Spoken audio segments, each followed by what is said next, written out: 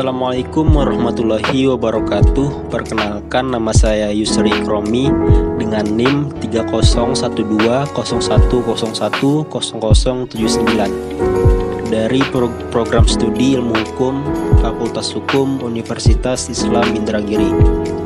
Dan tidak lupa juga dosen pengampu saya, yaitu Bapak Haji Herdiansah LCMA. Pada video kali ini saya akan mencoba menjelaskan tentang hijab mahjub dalam hukum waris Islam.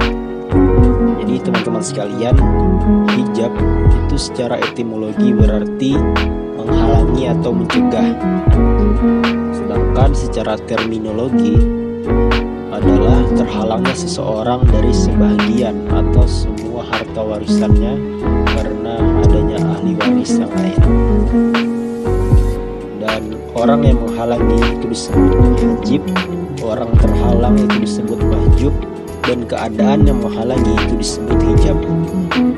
Perlu diingat, saya ulangi sekali lagi, orang yang menghalangi itu disebut hajib, orang yang terhalang itu disebut mahjub, dan keadaan yang menghalangi itu disebut hijab. Lalu kita masuk kepada macam-macam hijab. Nah teman-teman sekalian, hijab ini ada terbagi kepada dua macam, yaitu hijab nukson dan juga hijab hirman.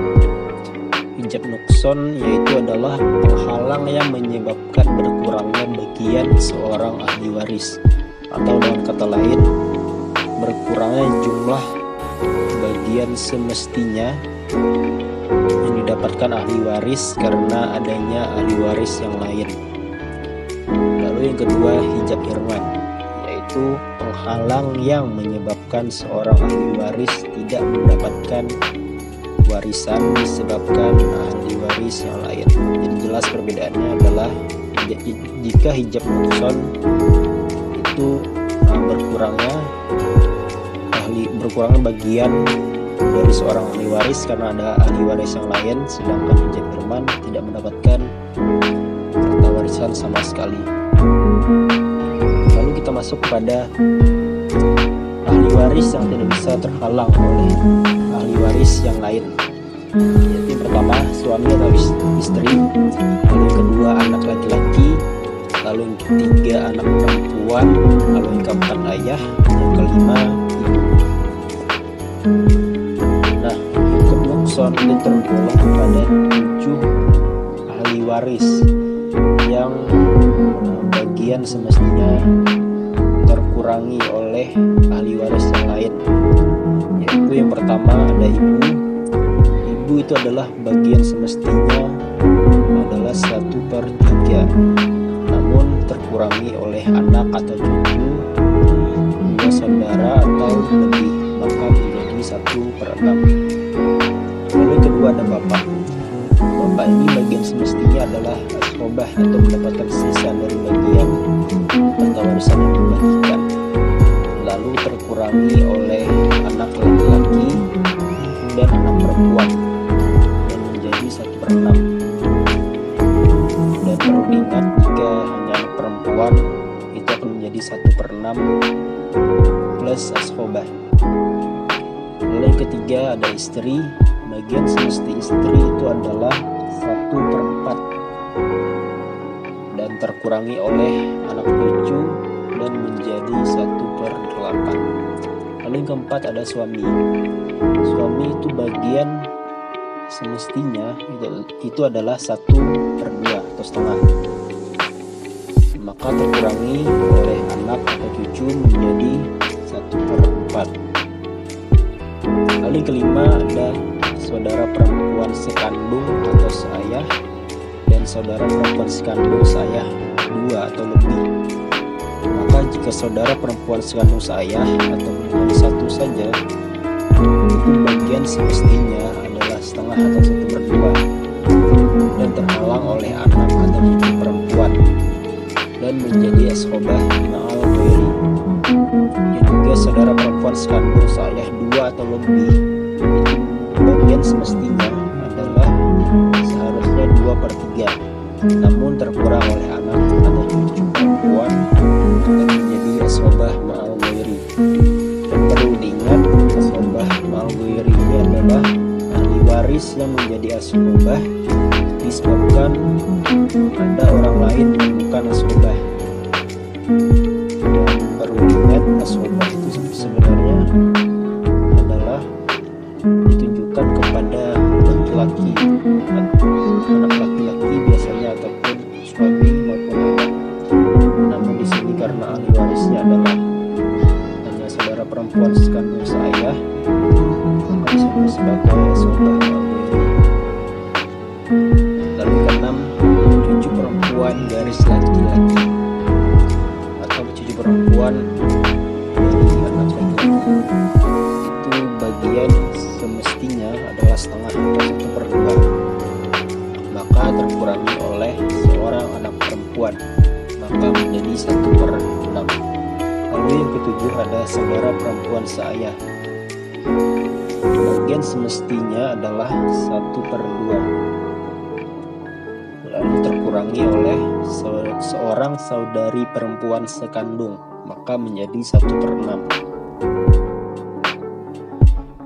Lalu kita masuk kepada hijab hirman, yaitu seperti yang saya sebutkan tadi, hijab hirman itu tidak mendapatkan harta warisan sama sekali. Hijab hirman sendiri itu tergolong kepada 14 ahli waris yang tidak mendapatkan harta warisan sama sekali. Antara lain yaitu pertama, mahjub yang terhalang seperti yang saya sebutkan tadi, ibu kakek penghalang ya, itu adalah ayah. Lalu kedua, nenek dari ibu, penghalangnya adalah ibu. Lalu mahjub yang terhalang dari nenek dari ayah, penghalangnya adalah ayah dan ibu. Lalu cucu laki-laki dari anak laki-laki, penghalangnya adalah anak laki-laki. Lalu cucu perempuan dari anak laki-laki, penghalangnya adalah anak laki-laki atau 2 orang anak perempuan atau lebih jika tidak bersama cucu laki-laki. Lalu yang keenam, saudara atau saudari kandung, penghalangnya adalah anak laki-laki, cucu laki-laki, dan ayah. Lalu yang ketujuh, saudara atau saudari seayah, penghalangnya adalah anak laki-laki, cucu laki-laki, ayah, saudara kandung, saudari kandung perempuan bersama anak ataupun cucu perempuan. Lalu yang kedelapan, saudara atau saudari seibu, penghalangnya adalah anak laki-laki, cucu laki-laki, anak perempuan, cucu perempuan, ayah, kakek. Lalu yang kesembilan, anak laki-laki saudara kandung, penghalangnya adalah anak laki-laki, cucu laki-laki, ayah, kakek, saudara kandung, saudara seayah, saudari kandung atau seayah yang menerima asbabah ma'al ghairi bersama anak perempuan ataupun cucu perempuan.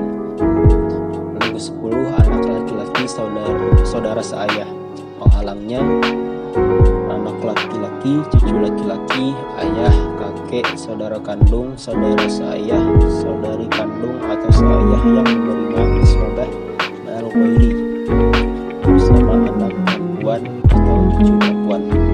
Lalu ke-8, anak laki-laki saudara kandung.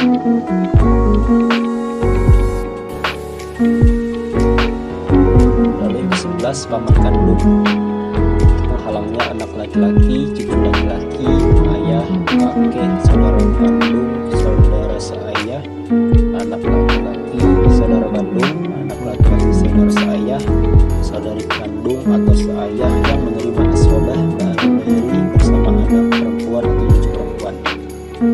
Lalu ke-12, paman seayah, penghalangnya adalah anak laki-laki, cucu laki-laki, ayah, kakek, saudara kandung, saudara seayah, anak laki-laki, saudara kandung, anak laki-laki, saudara seayah, saudari kandung atau seayah yang menerima asbabah ma'al ghairi bersama anak perempuan atau cucu perempuan. Ketiga, paman kandung. Lalu ke-13, anak laki-laki paman kandung, penghalangnya yaitu anak laki-laki, cucu laki-laki, ayah, kakek, saudara kandung, saudara seayah, anak laki-laki,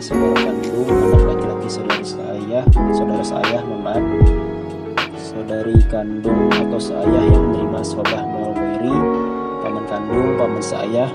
Lalu yang ke-14 yang terakhir, anak laki-laki paman seayah, yaitu penghalangnya adalah anak laki-laki, cucu laki-laki, ayah, kakek, saudara kandung, saudara seayah, anak laki-laki saudara kandung, anak laki-laki saudara seayah, saudari kandung atau seayah yang menerima asobah minal ghairi, paman kandung, paman seayah, anak laki-laki, paman kandung.